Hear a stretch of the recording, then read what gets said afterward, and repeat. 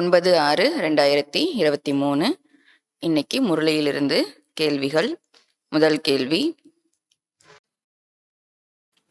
கேள்விக்கு பதில் சொல்றீங்களா? எது தவறு என்று பாபா கூறுகிறார்? என்ன சொன்னார்? தவறுன்னு ஒரு விஷயத்த சொன்னார் இல்லையா?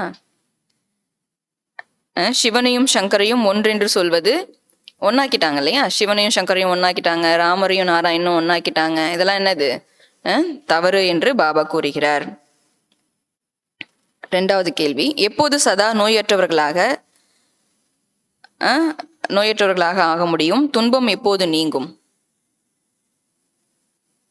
நினைவின் மூலம்தான் நாம் சதா நோயற்றவர்களாக ஆக முடியும். நினைவின் மூலம்தான் சதா நோயற்றவர்களாக ஆக முடியும். தன்னை ஆத்மா என்று உணர்ந்து என்னை நினைவு செய்தீர்கள் என்றால் துன்பம் நீங்கிவிடும் என்று தந்தை கூறுகிறார். தன்னை ஆத்மா என்று உணர்ந்து பாபா நினைவு செஞ்சோம் அப்படின்னாக்கா துன்பம் என்ன பண்ணிடும்? நீங்கிவிடும். மூன்றாவது கேள்வி, எப்போது இனிமையானவர்களாக ஆக முடியும்? எப்போது இனிமையானவர்களாக ஆக முடியும்?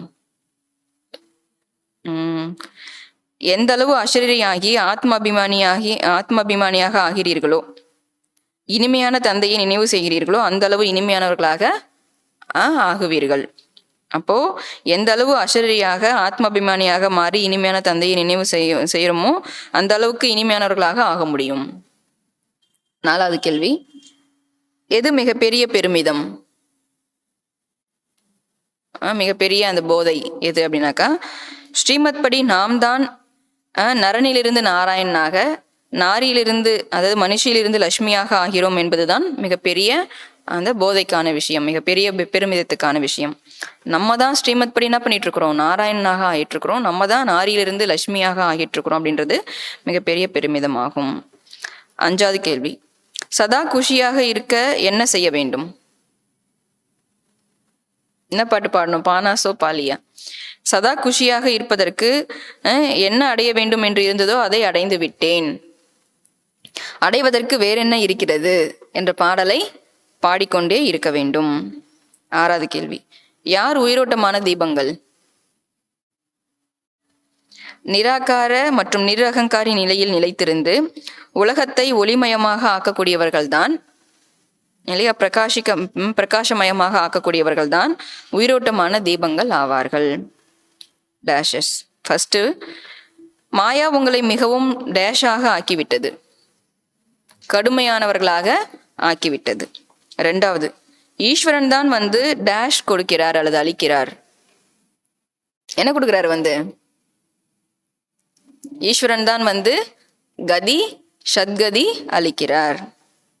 மூன்றாவது, பக்தர்கள் அனைவரும் டேஷ் என்பதில்லை, பக்தர்கள் அனைவரும் பகவான் என்பதில்லை. பகவானா பக்தர்கள்? கிடையாது. சிவோகம் சொல்லிக்கிறாங்க இல்லையா, அது கிடையாதுங்கிறாங்க பாபா. நாலாவது, நம்மை நாமே டேஷ் என்று சொல்லிக்கொள்ள முடியாது, ஸ்ரீ என்று சொல்லிக்கொள்ள முடியாது. அஞ்சாவது, டேஷ் தங்கமாக இருந்தது, இப்போது டேஷால் இந்த நிலைமை ஏற்பட்டு விட்டது. புத்தி என்ற பாத்திரம் தங்கமாக இருந்தது, இப்போது விஷத்தால் நிரப்பப்பட்டதால் இந்த நிலைமை ஏற்பட்டு விட்டது. இப்போ என்ன ஆயிடுச்சு? புத்திக்குள்ள விஷம் நிரப்பப்பட்டிருக்கு, அதனால இந்த நிலைமை வந்துடுச்சு. எந்த நிலைமை சொன்னார் இல்லையா? சராசரி ஆயுள் 40 to 45 இல்லைங்களா? அச்சா. ஓம் சாந்தி.